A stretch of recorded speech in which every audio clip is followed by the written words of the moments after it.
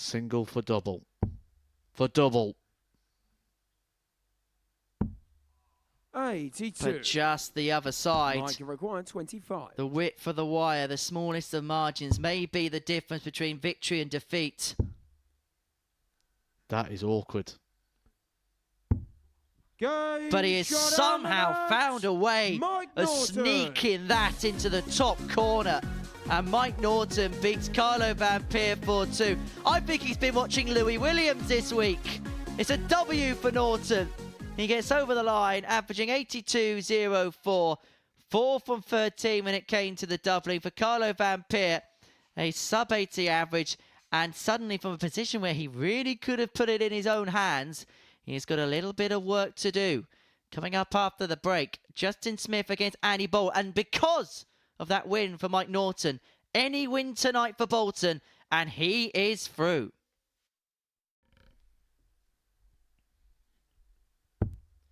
The slumber is fairly much over now. 140. You see the demeanour change on the face of Andy Bolton here. He's gone just from looking a bit fidgy, a bit agitated to full-on business mode now. Wants to get the job done at the earliest possibility, and that is by beating Justin Smith. An 11 darter for Andy Bolton. He is up and running. Three more at double 4 to condemn Andy Bolton to his first defeat of the evening. It would put him top of the table. And Justin Smith will assault to the summit. The bearded dragon inflicts Andy Bolton his first defeat of this Group B campaign. It means the pair are now locked on 8 points, plus 7 legs difference of Justin Smith now compared to the plus 5 of Bolton. Sees him leapfrog him in the table. That's a tell of the tape from that one. A 92.09 average, 4 from 7 on the finishing. It was a solid performance that from the bearded dragon.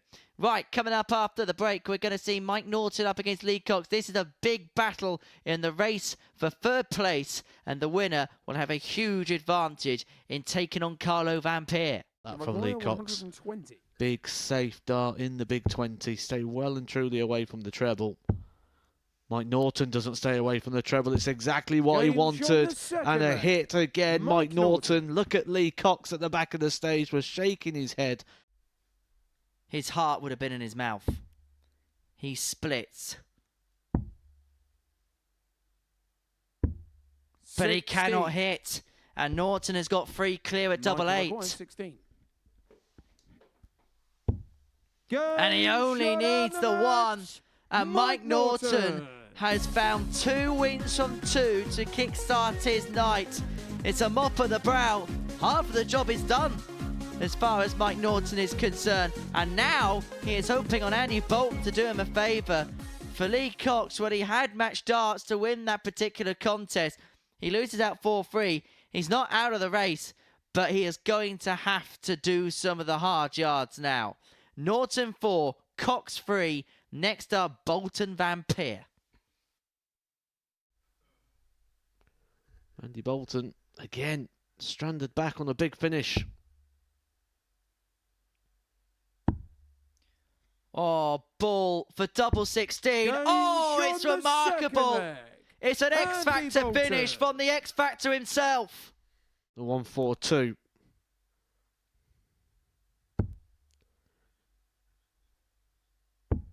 It's on. And that would have been another haymaker jab. It is an evening of heavyweight boxing over in Saudi Arabia, and that would have felt like a knockout punch of Van Peer. But he keeps swinging. It's back to 2-2 that time around. So Van Peer to take us all the way. Kept it high. And he uses the perfect guide. That was dirty from Carlo Van Peer. And he requires 16. 2 8s for tomorrow night. There's going to be some Saturday night X Factor at the Super Series. Andy Bolton qualifies again. It was a bit of a half-hearted Juicy Wiggle. Maybe we'll see the whole hog tomorrow night. But it's felt like hard work for him this evening.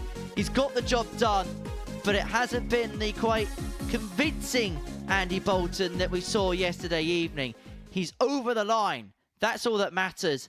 But that 1-4-2 was huge in the running. He beats Carlo Vampire by 4 legs to 3. We're off for a break. Justin Smith can also seal his place through if he can get the better of Lee Cox. 167. But then, as I said in the Only Fools and Horses quote, Millwall were going to win the cup. 1-1. Second leg. Justin Smith. Way through. And so Cox has got a break chance. 20 for Tops. Tops he wants. Tops he finds. And that could be a key and pivotal exchange. Justin Smith for passage through to the finals. And the Bearded Dragon is back in the big night. Justin Smith. He gets over the line. He beats Lee Cox by 4 legs to 3. And Justin Smith, a new look Justin Smith, is into the finals here at the Super Series. A 93.86 average, 4 from 11 on the double, sees him over the line. For Lee Cox, it is not mathematically over, but he has got work to do. He knows that for a fact.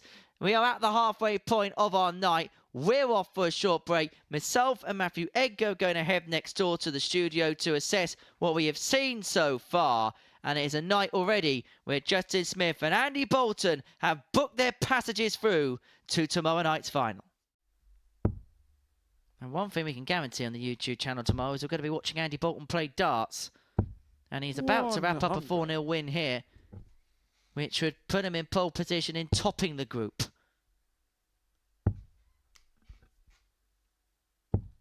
$85, and they require 100 to get the job done in double quick time. Chipper 17 doesn't go, and so Norton 91. Needs to find Andy's number. Otherwise, his game is over. Otherwise, his hopes will be in peril. But when his back is against the wall, he 78. Almost found a ton topping out. He requires 16. To continue the ascent up the group, Andy Bolton beats Mike Norton by 4 legs to 0. It could be the straw that breaks the camel's back, but we don't know, because the next game could hold the keys for Mike Norton. The tail of the tape from that one, another good performance from Andy Bolton, 96-97. That's more like it for the X Factor. 4 from 7 on the doubling as well. But this is huge. Carlo Vampire in action against Lee Cox after the break. Responding well. 7-7. 72. That for a 12 darter for Lee Cox. This would hurt. If he finds tops. Game shot the 4. That could be the fatal blow. One big step closer. It would end the run of Lee Cox. It's tops. It's Carlo Vampire with the win. And once again, Lee Cox battles valiantly here at the Super Series, but once again is stopped in his tracks. And Carlo Vampire is the favourite now to make it through. He is almost there. He's almost there to realising his dream. For Lee Cox, well, once again, he has tried and he has fought and he has been locked into battle, but once again, he hasn't found a way. It must feel sickening for him. But for Carlo Vampire, he is on the cusp of qualification through to Saturday night's final here in Portsmouth. And so we take a short break, and upon our return, we're going to be watching Justin Smith in action up against Mike Norton. Smith threatening the break, 164. Norton's also found himself on a sizable out. The bullseye. Oh, that is superb! The Bearded Dragon breathes fire into the life of this game. A 164, and it's 2-0.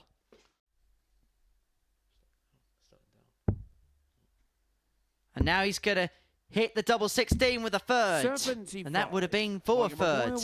Ton plus checkout of the match.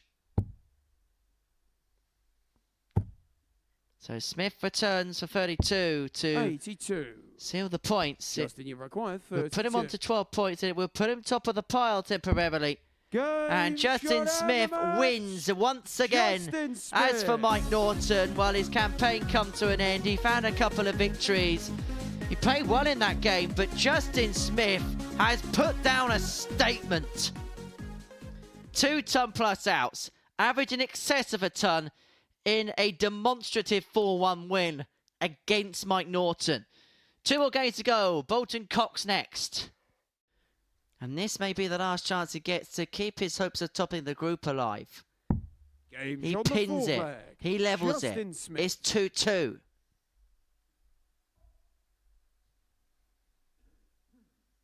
Fifth leg, it's Carlo to throw first. The way Justin Smith threatening finishes, the suggestion would have been for Vampire to take out the 32. He does. 13 darter. And he's a leg away from the match. And so that means Andy Bolton. And it could be set to shake the hand of Carlo Vampire. He's on his knees. And there's a reason as to why. Because Carlo Vampire has beaten Justin Smith by 4 legs to 3. He's through, but you can tell by the facial reactions as if the story would have been of an opposite proportion. But Vampire is through. Justin, it's done! It's done! It's over! It's over, man! It's over! Vampire wins 4-3.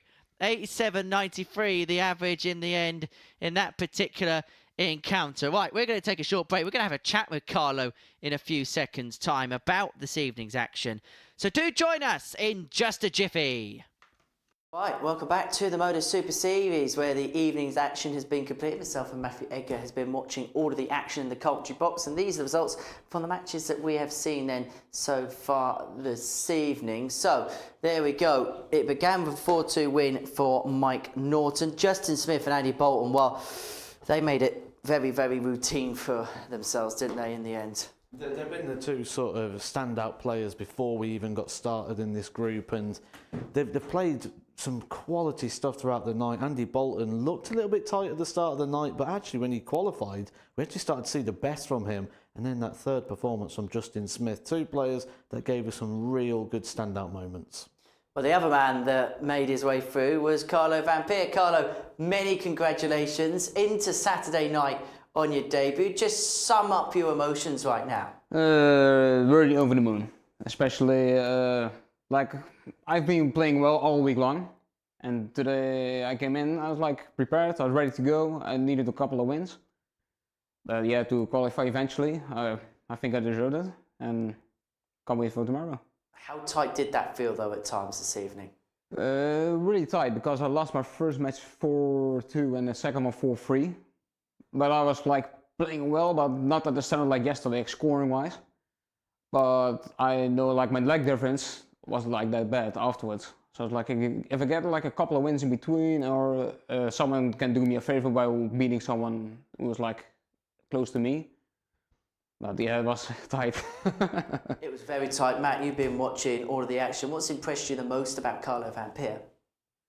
The sort of level-headed, not getting drawn into sort of situations, even though we know how much this sort of meant to you in regards to getting through to Saturday night. Sort of the goal before you even came here, wasn't it? Sort of get through however it was, Group A, B, C. When I came here, my first goal was eventually, of course, like the first thing I want to do is like show people who I am, and not about like Barry, because everyone knows Barry, right? And I played really well all week, so it's like let's see where this ends. A really good Group A campaign, I believe. I'm really happy to go to Group B, so that was like a side goal of me, at least getting into Group B, because if you have that, you have played a consistent Group A, or else you can't reach Group B. And after the couple of wins yesterday, I was like, there's more in the tank. I reached finals night now. So now I'm here, and tomorrow's a free run. You mentioned Barry. Does that cast a shadow for you, does it? Do you sort of feel in his shadow a little bit? No, not really a shadow, but you know what he's achieved here and what he's done last year. And people know I can play well, but they never see me play, you know. And this week I really thought, I was like, this is my opportunity to show everyone what I can do and what I'm capable of. I got good results last year, like a Denmark quarterfinal in the Masters, stuff like that.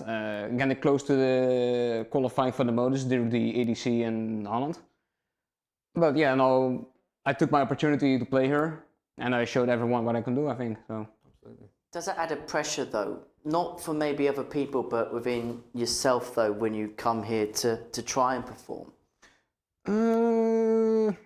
Not really though, because the last few weeks I've been playing like really well, like locally and such, and tournaments, and in my Super League team and in every other match I win my singles all the time, like high averages all the time. It's like, just show it here, you know? Like everyone can play behind cameras and such, so it's like, this is all new for me. Cameras, TV, live streaming, stuff like that. So it took a few games to get used to, but I was feeling really comfortable after that. So. If it was feeling pressure, it wasn't showing. You asked what the key quality was that Carlo's demonstrated this week. It's certainly that, staying cool and calm under pressure and delivering the goods as if every single moment was just playing down the local, just playing in the bedroom. That's a key quality that you've shown this week. You said at the beginning of the week, all you want to do is get through to Saturday. You said it was a dream to play here. Now you're into Saturday. Is there a little bit of you that begins to dream?